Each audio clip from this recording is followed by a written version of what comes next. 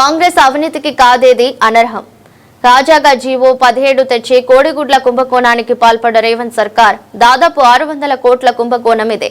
గురుకులాలు, కేజీవీబీ, ఇతర స్కూళ్లలో ఫుడ్ కాంట్రాక్టర్లను మార్చేందుకు నిబంధనలను సడలిస్తూ తెచ్చిన జీవో 17తో 20,000 మంది వాళ్ల మీద ఆధారపడే 1,00,000 మంది చిరు వ్యాపారుల పొట్టకొట్టిన దుర్మార్గపు కాంగ్రెస్ అని అన్నారు బీఆర్ఎస్ నాయకులు ఆర్ఎస్ ప్రవీణ్ కుమార్.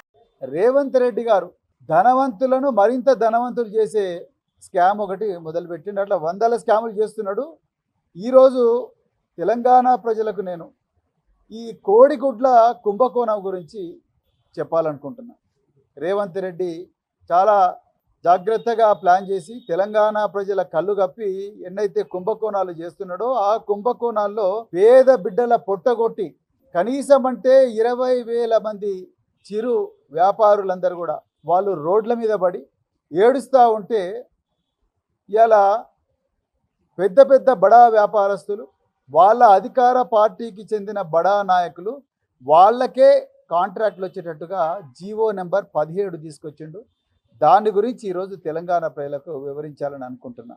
కాంగ్రెస్ పార్టీ అంటేనే కుంభకోణాల పార్టీ, కాంగ్రెస్ పార్టీ అంటేనే కమిషన్ల పార్టీ, కాంగ్రెస్ పార్టీ అంటేనే అక్రమ కేసులు పెట్టే పార్టీ, కాంగ్రెస్ పార్టీ అంటేనే ప్రశ్నించే వాళ్ళందరినీ జైలుకు పంపించే పార్టీ. ఇది కాంగ్రెస్ పార్టీ నైజం.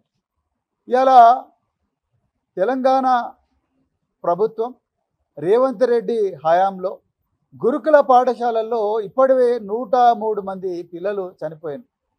ఈ గురుకుల పాఠశాలల్లో ఎన్నో విషాహార సంఘటనలు జరుగుతూనే ఉన్నాయి. అది కరెక్ట్ చేయడం చేతగాక ఇంకొక కొత్త కుట్ర గురుకుల పాఠశాలను మాత్రమే కాదు, మొత్తం ప్రభుత్వ పాఠశాలలు, అంగన్వాడీలు, కేజీబీవీలు అన్ని పాఠశాలలను నిర్వీర్యం చేసి ఆ పాఠశాలల్లో ఉండే సంపద అంతా కూడా కేవలం వాళ్ళ పార్టీ బడా నాయకులకు దోచిపెట్టడానికే జీవో 17 తీసుకొచ్చిండు.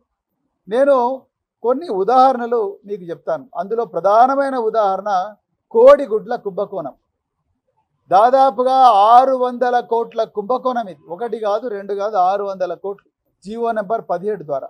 ఇక వివరాల్లోకి పోతే కేసీఆర్ గారి హయాంలో ప్రతి స్కూలు, మండలానికి ఒక 6 నుంచి 10 స్కూల్స్ ఉంటాయి.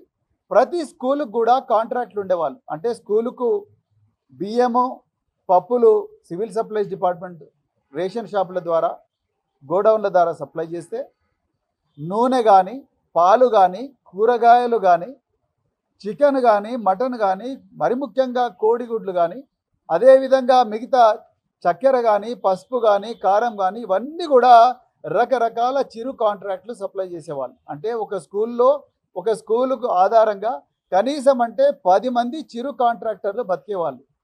రెక్కాడితే డొక్కాడ నుంచి కుటుంబాల నుంచి వచ్చిన వాళ్ళు, అదేవిధంగా పేదరికంతో మగ్గుతున్న వాళ్ళు, ఉద్యోగాలు రాక నిరుద్యోగులుగా బతికిన వాళ్ళు, వాళ్ళందరూ కూడా ఈ స్కూళ్ళలో చిన్న చిన్న చిరు వ్యాపారాలు చేసి వాళ్ళు కనీసం అంటే సంవత్సరానికి 1,00,000 రూపాయలు సంపాదించుకునే వాళ్ళు. కానీ ఈరోజు రేవంత్ రెడ్డి పాలనలో ఆ పరిస్థితి లేదు. వీళ్ళందరూ కూడా రోడ్ల మీద పడ్డారు. తెలంగాణలో 20,000 మంది కాంట్రాక్టర్ల పొట్టగొట్టిండు రేవంత్ రెడ్డి. వాళ్ళంతా చిరు వ్యాపారులు. వాళ్ళు బడబడ మెగా కృష్ణారెడ్డి, సీఎం రమేష్, పొగ్గులేటి శ్రీనివాసరెడ్డి లాంటి కాంట్రాక్టర్లు కారు. చాలా చిన్నవాళ్ళు. వీళ్ళందరూ కూడా ఇప్పుడు తెలంగాణ భవన్, ఇలా పేద ప్రజలందరికీ కూడా తెలంగాణ భవన్ ఒక జనతా గ్యారేజీగా మారిన ఈ పరిస్థితుల లోపల బాధలున్న ప్రతి ఒక్కరు కూడా తెలంగాణ భవన్కి వస్తున్నారు. ఇలా వీళ్ళ పొట్టగొట్టిండ్రు, వీళ్ళ రోడ్డు మీద పడ్డారు కాబట్టి వీళ్ళ తెలంగాణ భవన్కి వచ్చింది.